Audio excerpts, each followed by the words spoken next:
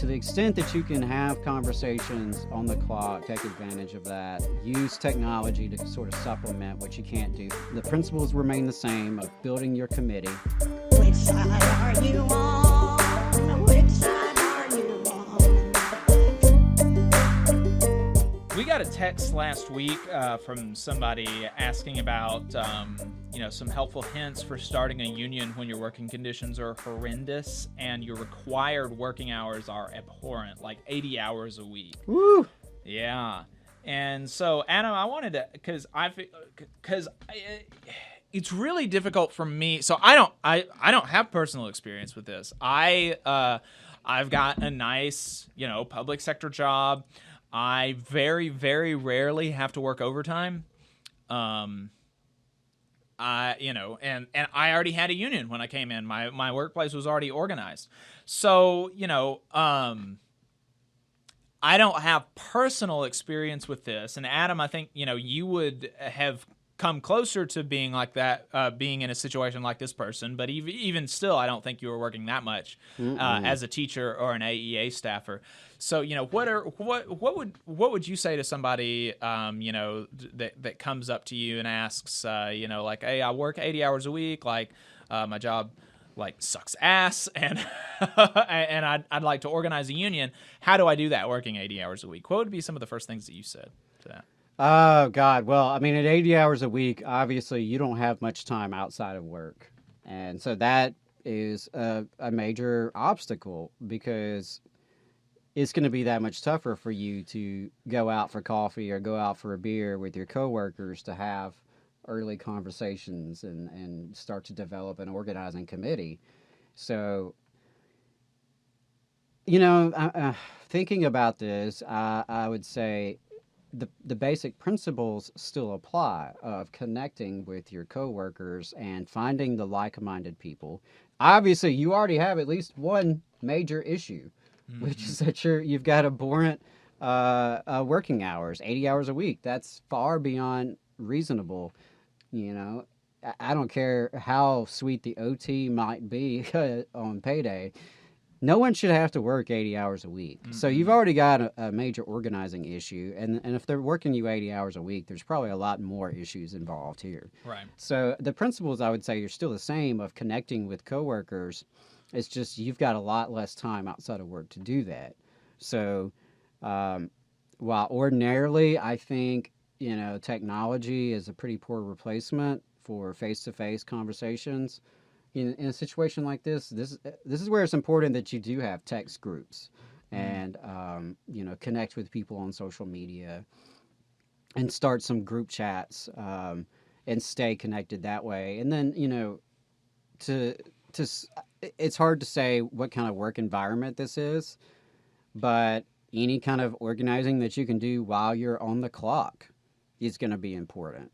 Because if you're there 80 hours a week, that's where you're at most of the time, right? So to the extent that you can find opportunities to have conversations with people on the clock, if you're working alongside of them or if you can run into them at break time or lunchtime,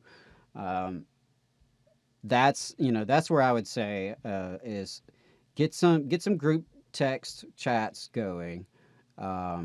Have conversations on the clock to the extent that you can. I mean, don't put a bullseye on your back. Right. Don't go around loudly talking union in front of your boss while you're on the clock. But take advantage of the opportunities that you might have. Use technology to sort of supplement what you may not be able to do outside of work. But otherwise, the basic principles are the same. It's just that, I think it's a recognition from everyone involved that it's going to be that much more difficult because of the time restraints and because, frankly, you're exhausted. Right. And I ran into this a lot. I've seen this a lot in my organizing over the years where people are with you, they agree with you, they support you, but they can't do anything to get involved because they're just too overstretched. They are too tired, too exhausted. They don't have the time. They don't have the energy.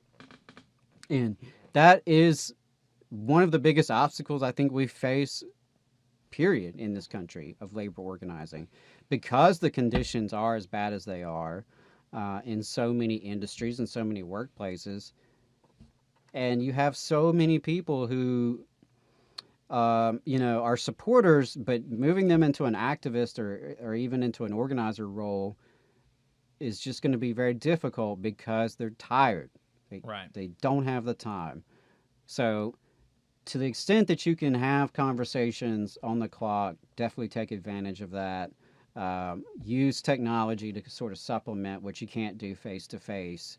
The principles remain the same of building your committee, getting a cohort of people that you trust, that are respected in the workplace, that can map out the workplace and identify who's who stands where.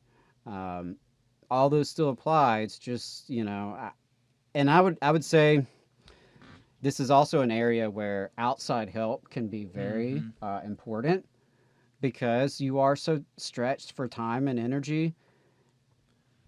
Can you have union reps? Can a union send people from other locals, or can they send their staff organizers to help? Right. Can you get community support? Can your local DSA chapter, your local labor council, can you get folks from the community who could really supplement the work you need to do? Obviously, the workers are the ones who have to organize and, build their own union. You can't do it from the outside. But folks from the outside might be able to do a lot of help and help with some of the grunt work. If you need somebody working on spreadsheets for a few hours every week, maybe that's someone you can find who's not technically your coworker, but who, you could trust to be part of that process.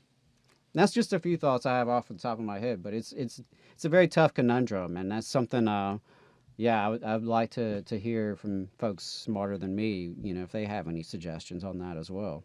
Yeah, and I think that last thing that you mentioned is something that's really important to keep in mind as, if you find yourself in that situation where you're working 70, 80 hours a week,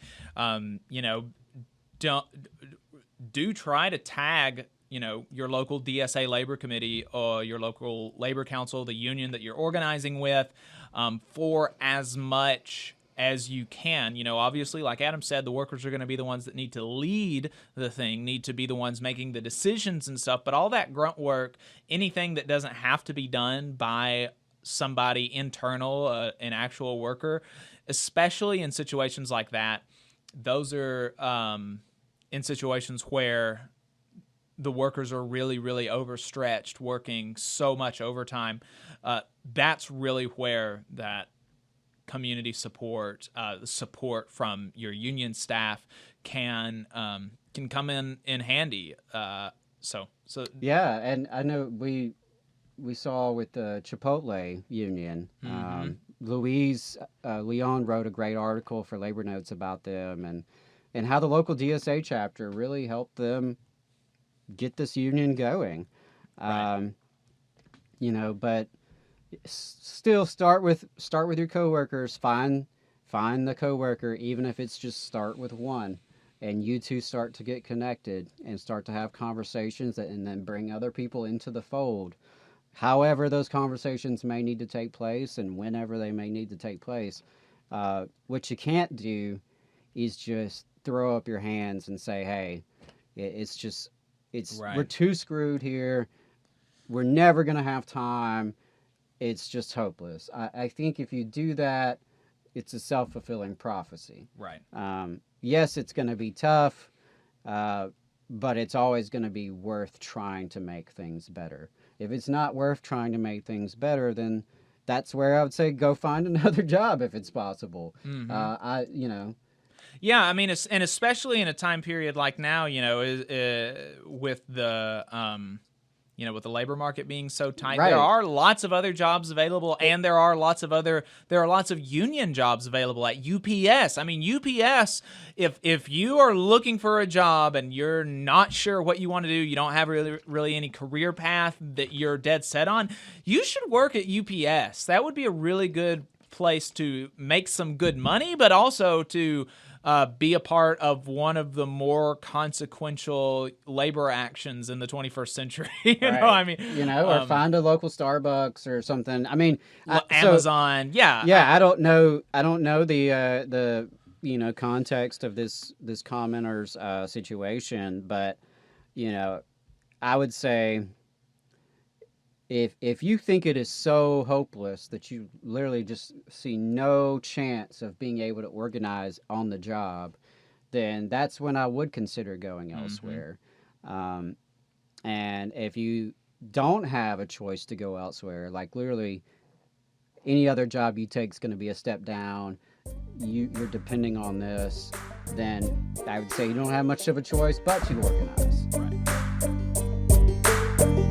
You just saw a clip from the Valley Labor Report. We are live every Saturday morning from 9:30 a.m. till 12:30 p.m. And we pride ourselves on keeping all of our content free to everybody so that we can talk to as many working folks as possible. If you support the work that we're doing, you think that it's important, you think that it's good, then consider making a monthly contribution to the project, and you can do that on our website, tvlr.fm.